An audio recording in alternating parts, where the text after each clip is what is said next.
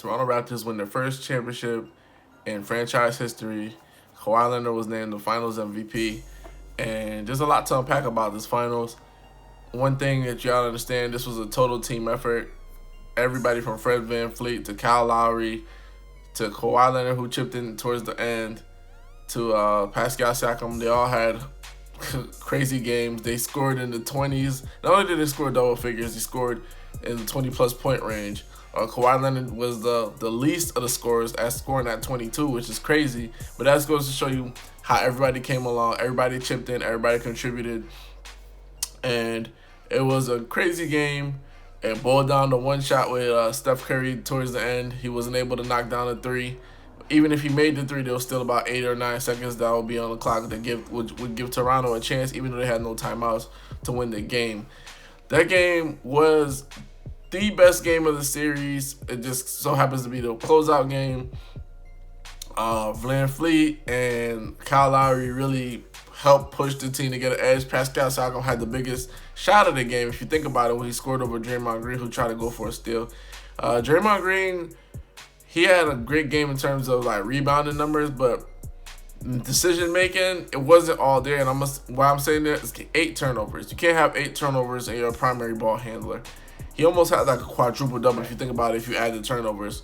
So that being said, his future is kind of murky when it comes to the Warriors. But back to the Raptors. The Raptors played a tremendous series, and it reminds me of when the Warriors won the 2015 NBA Finals, and Steve Kerr said to them, "Don't worry, guys. They're gonna wear down. They're gonna wear down." And I think Nick Nurse probably said the same thing about the Warriors to his team, saying the Warriors are going to wear down. Steph and Clay aren't going to be able to carry the team the whole entire time. And even though Clay looked like he was going to carry the team the whole entire time, it didn't happen. It didn't work out that way. He tore his ACL.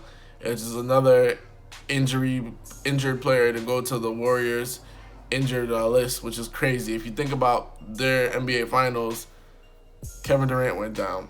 Klay Thompson went down Game 3. He went down Game 6. Kevin Looney went down. DeMarcus Cousins essentially was playing hobbled. He wasn't 100%.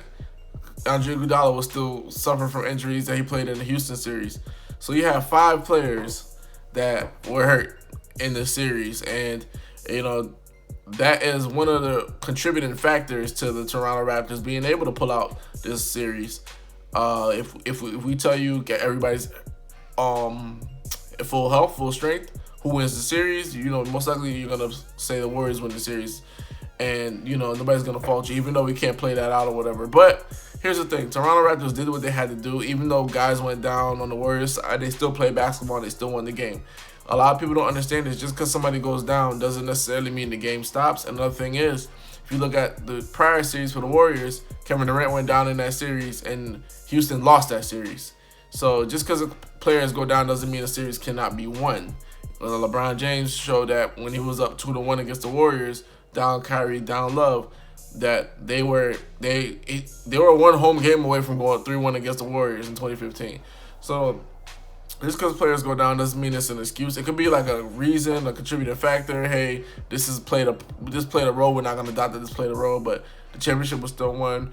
It's good to see Kawhi Leonard win the championship, if you think about it, because he missed basically almost a whole year of basketball, and going back and forth with the Spurs. And this has to be the biggest FU to say to anybody, biggest elation. You guys see guys that have been journeymen in NBA, and not just journeymen, but solid role players. Kyle Lowry get a championship. Marcus Gasol gets a championship. Serge Ibaka gets a championship. Serge Ibaka has been to the finals back in 2011, lost that one. Almost made it to the finals with OKC. That went awry. So it was good to see some guys win a championship that, they worked hard to get where they're at to win a championship. As far as the Warriors, it's bad to see Clay go down with an ACL tear. A lot of people feel like the Warriors run is over. It might possibly be over in terms of the way that we see them now. I don't know what's going to happen with Kevin Durant. Klay Thompson will not come back most likely until next March. So, you know, that's already half of the season. You can't, more than half of the season. You can't really see Steph Curry carrying a bunch of guys like McKinney's and all that. And we don't know if Cousins is coming back. So they are very much at a quandary here, and everything is up for grabs in terms of the Warriors. And we know the dynasty's over because, you know, they weren't able to fulfill the three-peat.